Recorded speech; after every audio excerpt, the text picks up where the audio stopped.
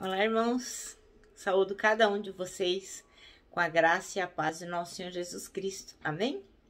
Meu nome é Miriam Anita e eu estou aqui para contar para os irmãos aquilo que eu entendi do texto chamado Coisas Novas e Coisas Velhas. Esse texto ele foi escrito por Úrsula Lopes. Não é meu, eu só vou dizer aquilo que entendi.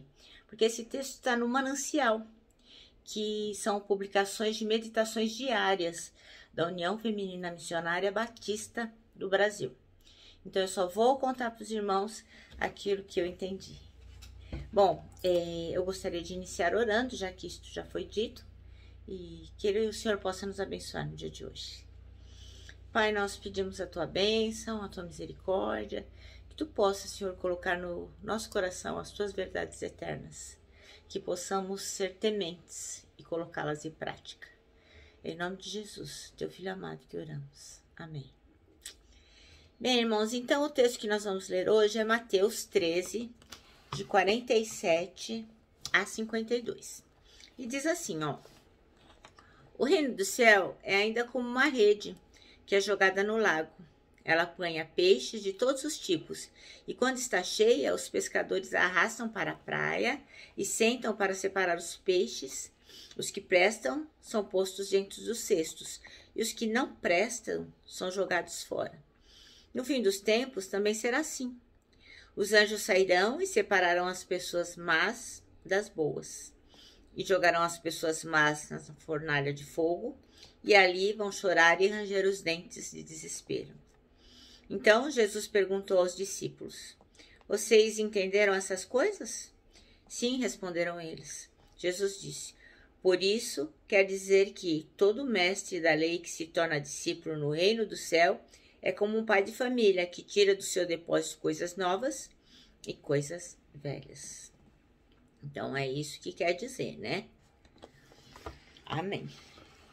Bom, irmãos, então o texto de hoje, o versículo 52 foi escolhido como o versículo-chave, que diz assim: Jesus disse, né? Por isso, todo mestre da lei instruído quanto ao reino dos céus é como o dono de uma casa que tira do seu tesouro as coisas novas e as coisas velhas. Bom, então o texto fala que dentre todas as pessoas que estavam ouvindo Jesus Cristo, estavam aqueles que eram mestres na lei, eles eram os escribas, né? Eles liam os pergaminhos, interpretavam, ensinavam o povo. Então, aí, quando Jesus diz que eles eram instruídos, quer dizer, que eles sabiam a respeito do reino dos céus, ele estava dizendo em relação ao fato de que, como eles estudavam muito, eles conheciam as profecias, então eles sabiam como era o reino dos céus a partir do que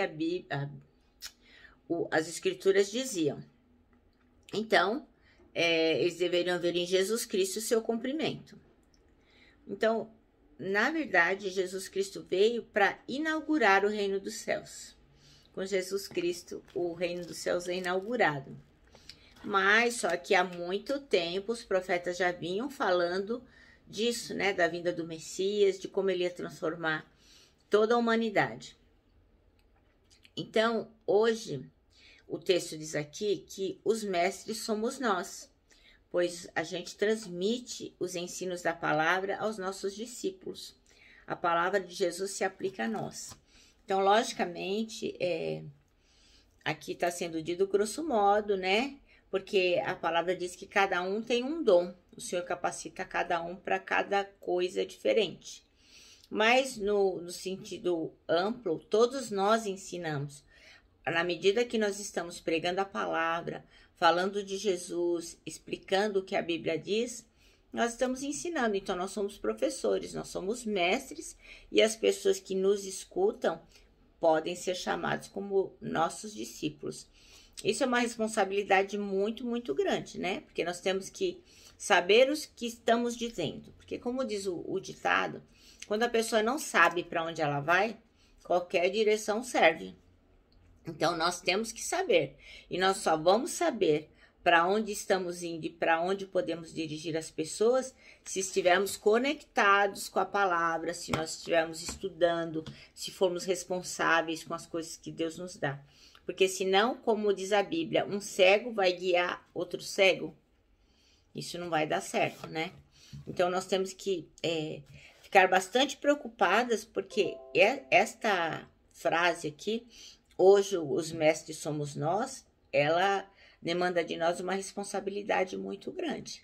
Então, nós temos que estar atentos, porque nós é que vamos transmitir a palavra. Porque como é que o mundo vai saber se nós não dissermos? Então, nós somos a única Bíblia que o mundo lê.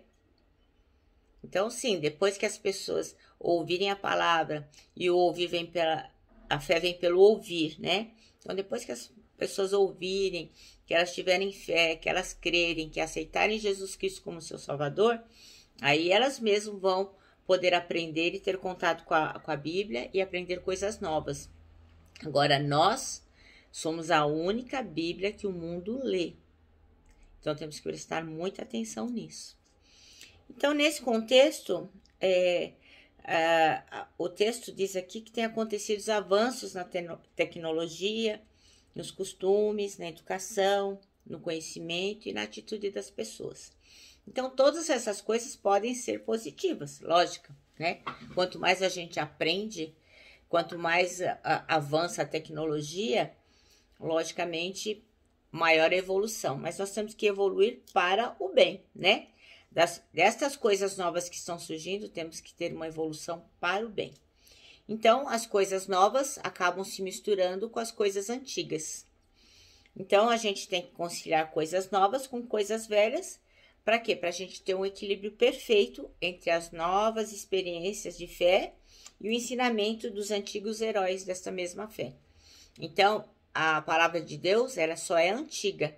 Ela não é velha e nem perdeu o valor, né? Porque ela se renova a cada dia. Pelo contrário, né? A nossa Bíblia é um GPS, é um guia espiritual que nos direciona para tudo que nós vamos fazer. Então, obviamente, não tem lá coisas específicas em muitos casos, né? Como não está escrito na Bíblia, não vai assistir um programa de pornografia. Mas está dizendo lá que a gente tem que ser puro, tem que buscar santificação.